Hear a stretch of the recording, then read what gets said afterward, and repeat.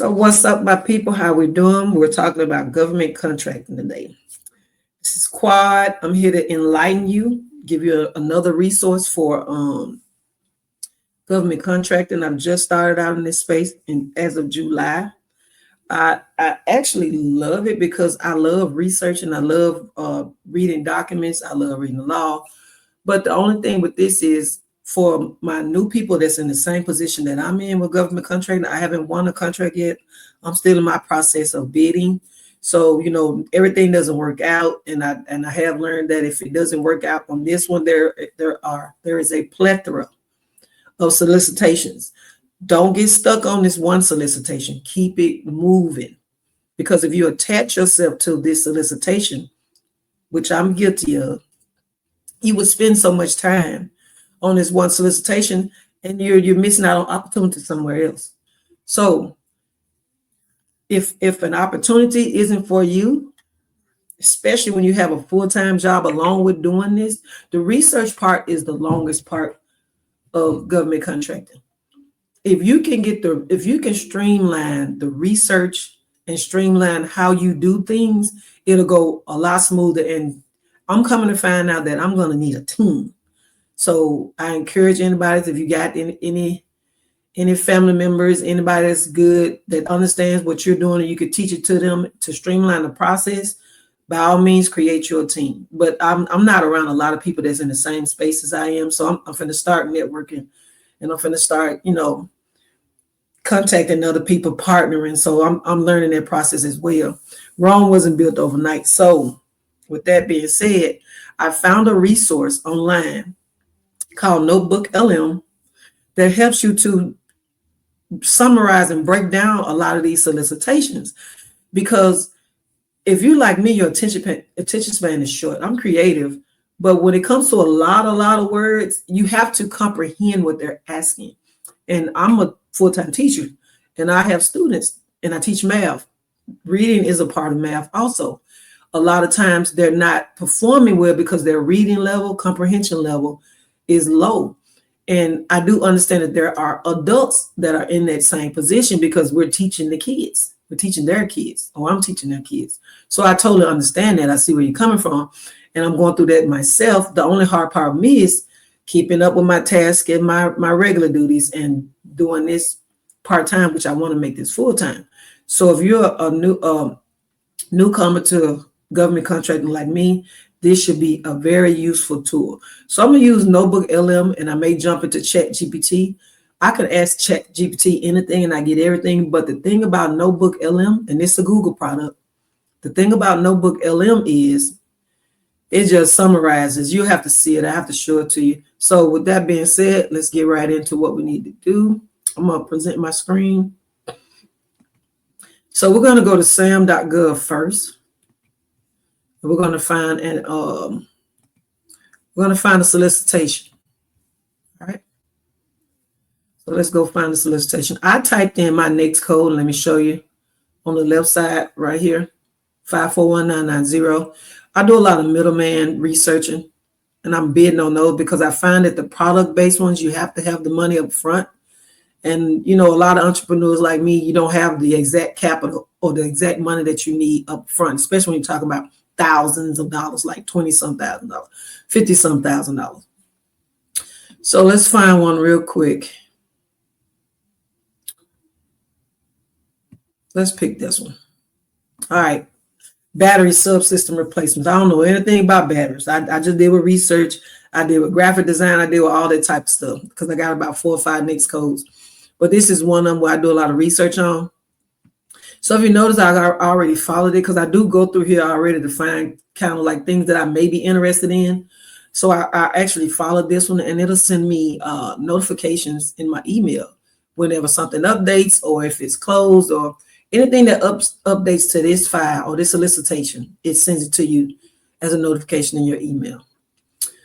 So this is a combined synopsis. So it's an actual solicitation, and NotebookLM is notoriously helpful when you're doing pre-solicitations or when you're doing looking at sources sought, because you're building that relationship and you understand what they want up front. And when they do find a source for it, and you got the source, then they'll switch it to a pre-solicitation, and then they'll let you know when they're going to make it a solicitation. And if you're already in their ear and you've already given them a source, or you already fit for the job, 9 times out of 10, when you bid, you're more apt to get it because they've been communicating with you. That's that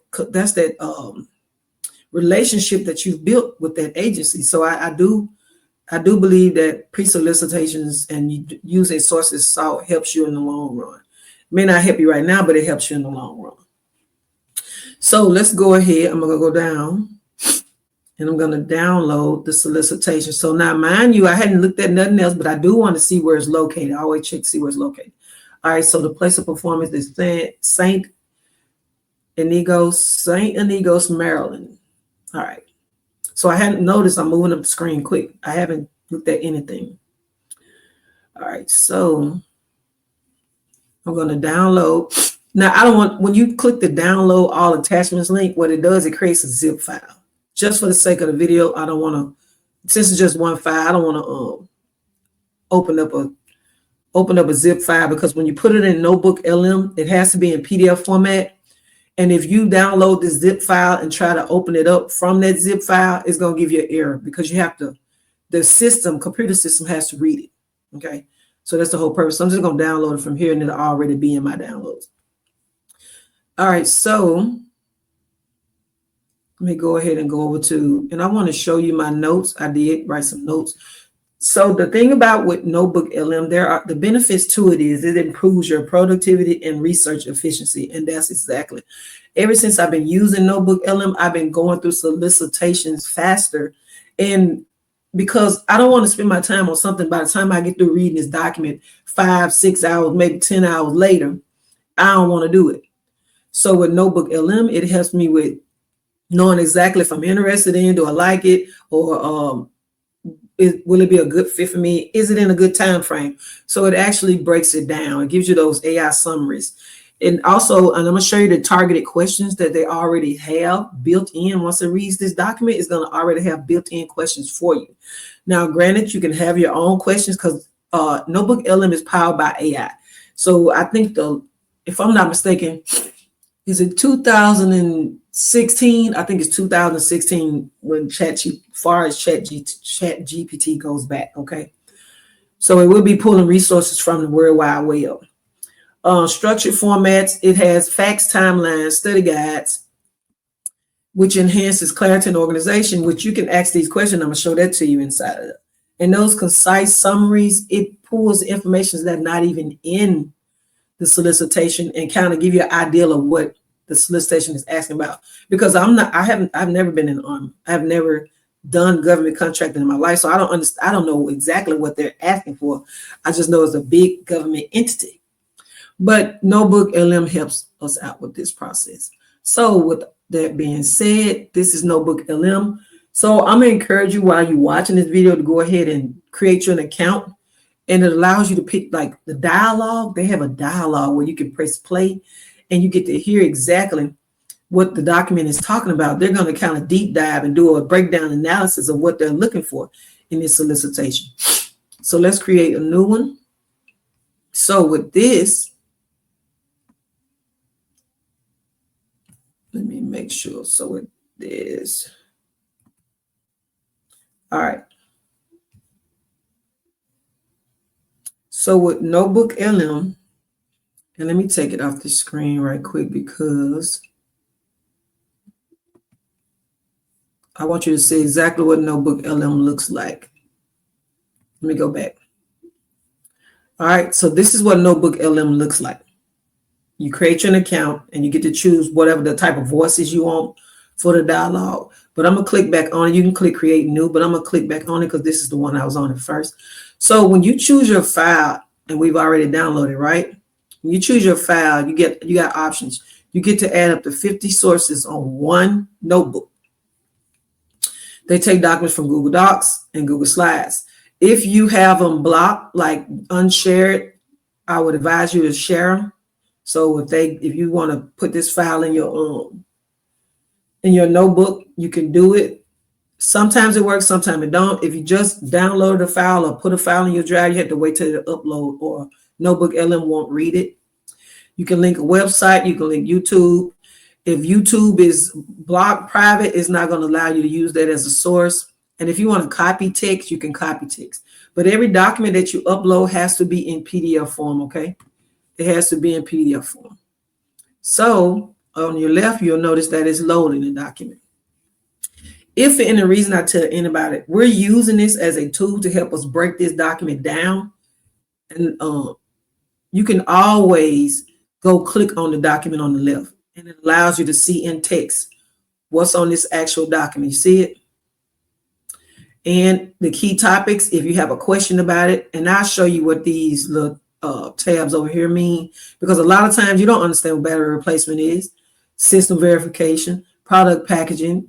I'm going to show you that in a minute. I just wanted to show you this was on the side over here. So we're going to ask it to generate. So what it's doing now is generating the conversation. This is the dialogue that I was talking about.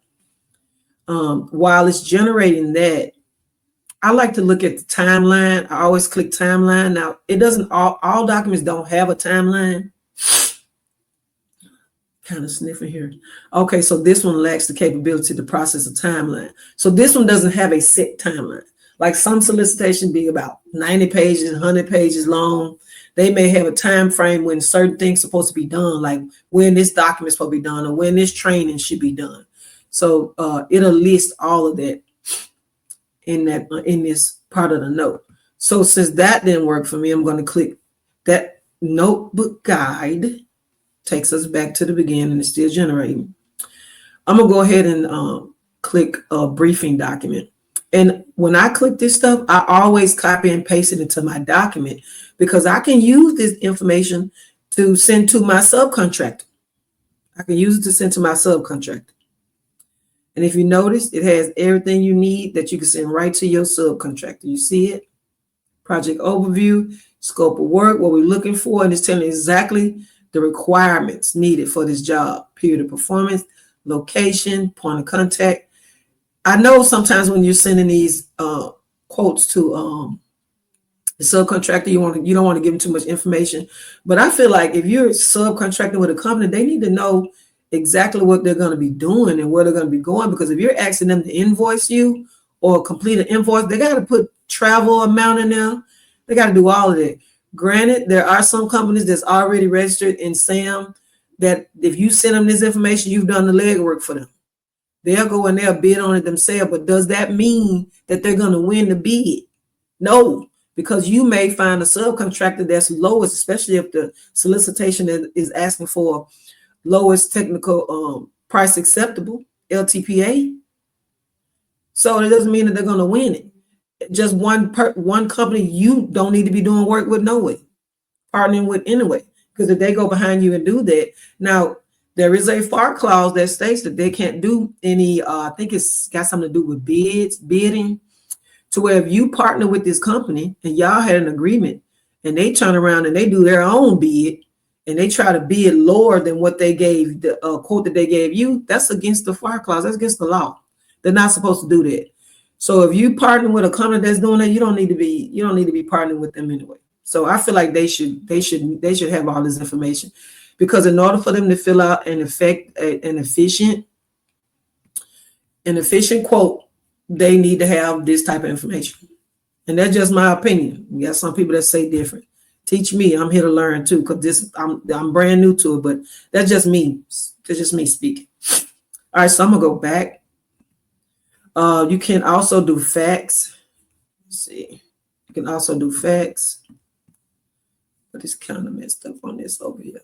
I don't know why it's doing that, but I guess. So this gives you the summary. You have questions if you want to know the questions, especially while it was loading the dialogue. What services are needed. So I'm gonna click that so you can see how the chat works. This is the chat. So anytime you ask it a question, and if you notice at the bottom, they have pre-built questions that you can ask. All right. So when I asked about the requirements, services needed, and the provider, this is everything that you can send to the subcontractor, it breaks. Now, when you send all of that info, if you send the actual document that the agency gave you or you downloaded from SAM to a subcontractor, these are small businesses. 9 times out of 10, these are small businesses that you're working with. They're regular people like me and you.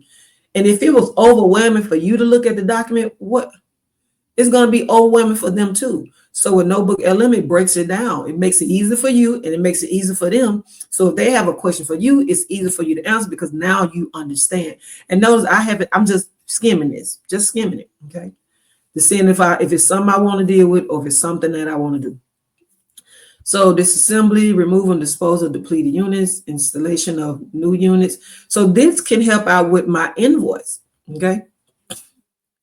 So let me give you a close-up of how the dialogue works. I haven't even went into words, no nothing.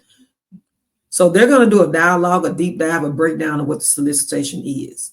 Okay, so get this. We're diving into some serious government secrets today. Oh, really? Yeah, the kind hidden in plain sight, in those super formal documents nobody ever reads. Oh, those? Yeah, exactly. Yeah. We've got one here, and it's a real head scratcher. Intriguing. All right, so it all starts with something called a request for quotation. An RFQ. An RFQ. Yeah, it's basically the military's way of saying, hey, we need this who can give us the best deal. Makes sense. Right. So in this case, the Naval Air Warfare Center, they want to replace some batteries. Batteries. Yeah, battery sounds pretty simple, right? Yeah. But here's the catch. This RFQ is for a system called MD-SWAM. It's at the 29 Palms Marine Base. Okay. And get this, they don't tell us what that system is. So they're putting out a request for batteries, but not saying what the batteries are for. Exactly. It's like they're trying to be discreet, but also kind of broadcasting their shopping list to the world. Which sounds like a bit of a contradiction. Right. So what do? We become document detectives. I like it. Yeah. Fortunately, there are a few clues sprinkled throughout this RFQ. Okay, let's hear them. So one of the things they mention is air and ground range management. Range management. Okay. Yeah. And it specifically says MD-SWAM is used for that purpose at 29 Palms. Which is a massive training ground for the Marines. Right. Lots of exercises and things like that. Exactly. So what could range management actually mean in that context? Well, if you think about it, when the military is doing these exercises, they need to control and monitor vast areas. Right. Huge spaces. Yeah. It's all about safety data collection, making sure everything runs smoothly. So we're talking about tracking troop movements, monitoring the airspace, maybe even seeing how new weapon systems perform. Precisely. And they need to see it all in real time. Real time. Oh, wow. Yeah. And the fact that this system needs constant power, 24/7 battery operation. 24/7. Now you see how they take this this solicitation and they break it down to a dialogue like it's me and you talking, and it makes it that much easier to understand what this solicitation is asking for. I'm gonna move up just a little bit on the recording to see what else they're saying. Yep, that's the one. Okay, so what can you tell us about those terms? Well, when you combine those terms with everything else we've learned, it starts to paint a pretty interesting picture. Well, multilateration, for example, that's a technique for pinpointing the location of something by using multiple sensors. Oh, like triangulating a cell phone signal using cell towers? Exactly. Now add in the surveillance and wide area and start thinking about what kind of activities happen at 29 Palms. Wait a minute, are you saying MD-SWAM is some kind of advanced spy system, like something they use to track everything that moves within a certain range? And it tells you exactly how everything works. Choices with resources. Okay, so we've talked about the capabilities, the costs, the strategy, but there's one more thing we need to talk about. Which is? The ethical stuff. Oh, yeah, of course. Tech like this brings up a lot of questions about privacy, surveillance, all that. Definitely. Yeah. When you can monitor everything, it gets tricky. Even on a military base, there have to be some limits, right? Absolutely. It's a tough question. Yeah. Where's the line between security and individual freedom? That's a whole other conversation, probably way beyond what we can cover here. Right. But it's important to think about these things. Absolutely. Technology should serve us, not the other way around. That's a good way to put it. Responsible innovation, all that. Okay, so we've covered a lot of ground today. Started with batteries, ended up talking about the future of warfare and ethics. It's amazing where these deep dives can lead you. That's for sure. We've talked about the strategy, even how much all this stuff costs. But there's one thing we haven't really talked about yet. What's that? The people. The people. Yeah. We've been so focused on like the nuts and bolts of MD SWAM. It's easy to forget there are actual human beings involved in all of this. Oh, Yes. right. Yeah, makes sense. So who are these people? What are they doing? Well, you've got the technicians for starters. The ones who keep everything running. Exactly. Remember those names from the document? Gavin Osterhout and Scott Larson? The points of contact at the base? Right. They're probably part of a whole team that takes care of this thing. You see how they just told you the if you didn't know what point of contact is, especially the person that's point of contact at the base, they tell you who it is. They list it. I haven't even looked at the document. I just showed you that you can take a look on the left, but I haven't even looked at the document. So that dialogue helps out because it's having a conversation, like a regular day conversation, like regular people. And the people who are providing this solicitation, we got to also remember that they're also regular people. So with that being said, I do have notes, like I do ask NotebookLM questions that I normally ask ChatGPT, but they have questions of their own. But I be liking to get to the specifics, so I go to the evaluation factors. I press copy, and then I come back and I come to the chat and I ask it to give me the evaluation factors. So with this, and what I mean by evaluation, this is what I'm gonna use to create my proposal, but they don't have a specific one in this solicitation. But normally, we typically use like the technical capability, the pricing, the past performance. I include that in all of my proposals anyway. So if they're not looking for an exact format, this is the type of response you'll get. I'm going to take a look at some other questions down here. Where will the supplies be inspected and accepted? So that's a good question too. Where will the supplies be inspected and accepted? Because it's pulling stuff from the solicitation, and it looks like it's important to me. So the supplies associated with the MDS SWAM battery subsystem replacement is section E. Okay. States that for all 4 contract line items. So they're giving you specifics on what is required. Section F, ship to address, and the point of contact, destination, to let you know who to contact when it comes to shipping this. All right. So, this specifically asks, what is the delivery date for item 0001? Let's see what they got, because I'm just being curious here. And when you be curious, it's like now you have a timeline for when this can be done. This is the period of performance. So 001 is the first year. So I do want to know the invoice. So what I'll do is I'll just dive into asking about the companies. I'm not going to do in whatever city, state, because it's in Maryland. I think it was I think I pronounced it right. So in Saint Ignite, I guess I spelled it wrong, right? A little bit of misspelling, they'll still fix it for me. So let's see what companies they list. If they don't list any, this is where I go take the information, the question I got from NotebookLM to. So when I typed the question into NotebookLM, it gave me this. I'm going to show you this why I asked the question at here. And it actually gave me what the companies need, what requirements, or what. So I'm going to copy and paste this.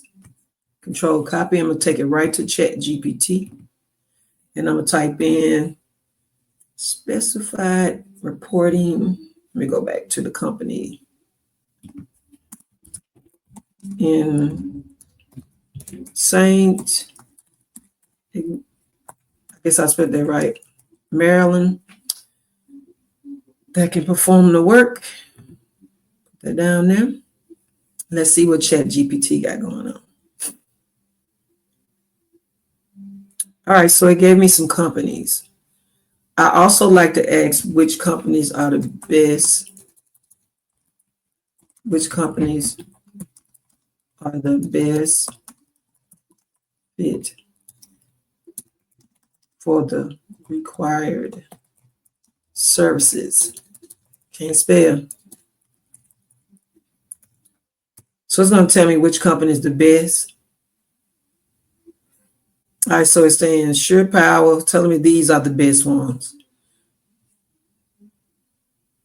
While these companies may not be Saints, they operate in Maryland. Okay, so they're not right in Saint. I can't pronounce that word, Lord. St. I, Maryland. That's what I'm going to say, St. I. So I want to know the address. What is the contact information? Including, and I like to be specific because it won't give it to you all the time if you don't ask. Address, email address, phone, etc. I'll put for each company. Now, ChatGPT does make mistakes along with NotebookLM. You just have to do your due diligence. So it's giving me the names and addresses. So this is where you'll start the contact here. All right, so I don't like the format that ChatGPT does the invoices because it gives it to you in words to where it's almost like a notepad. Like for Microsoft Notepad, I don't like that. So, but I did find that NotebookLM does a great, I'm going to type in, what is the create an invoice? I'm going to create an invoice. So, and it gives it to you in a great format. I'm going to show you when I copy and paste it. Let me create me a document while this, because I want to show you exactly how it looks. I'm going to create a document. I'm going to call it draft. I use Google Docs, Google everything from Google Form, because I get everything live. So if a person is using my document, I literally see them on my document. So, okay, let's see what NotebookLM has done. All right, so it's created it. Okay. Everything it's got the you can't ask for nothing better, y'all. You can't ask for nothing better. And the actual invoice you can send to you can request the quote from your subcontractor. So I'm gonna copy that and I'm gonna take it to my drafted document. So Control paste, and let me show you. So now it doesn't look like a table from here, but it is there. Let me show you how to get it. You'll highlight from the word item, drag it all the way down to the bottom where you stop seeing the table, because you can see the table format. You see it. Then you come to the three dots. You'll click on the line. The border width is on 0. The reason why you don't see it, because it's not colored. You can change the color too. So I'm going to put it on 0.1 so you can actually see the line. So therefore, it's already in the format for you. That's the reason why I like NotebookLM. ChatGPT give you all them stars, and it doesn't even give it to you in table form.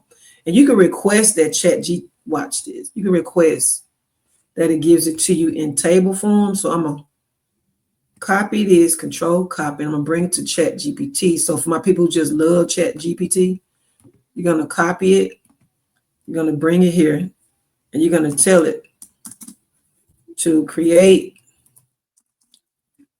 an invoice in the form of Microsoft Word for me to download. It's going to take that information is going to create it, and you can download it, and it pops up the same exact way. You can do Microsoft Excel if you want. Sometimes it'll give you an error. A lot of times I found with ChatGPT give me an error with that. I have to refresh my page, and it allows you click on it, and it allows you to download it. Once you download it, let me let you see what it look like.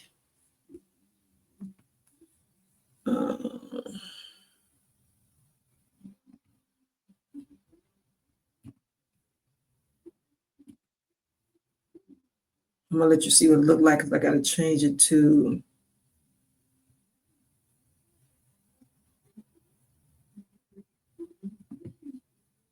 All right, so you got a downloadable form. I hope this helped a lot because I go from Chat GPT to NotebookLM. I just go back and forth. And this is like 12 minutes, 15 minutes worth of time. And I just had to explain it. So like, I'm going to say about 20 minutes. That beats sitting here looking at a document for a whole 10 hours, maybe 8 hours. And I just broke it down into, I'm going to say, a good 30 minutes to an hour, depending on how many documents you have in that solicitation. So I hope this helps.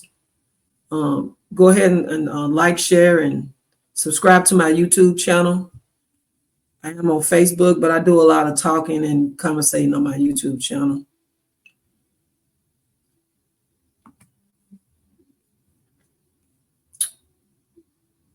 Thank you all for giving me your time. And if you have any questions, you can type them in the comments. And if you have a question about anything else, you may need help.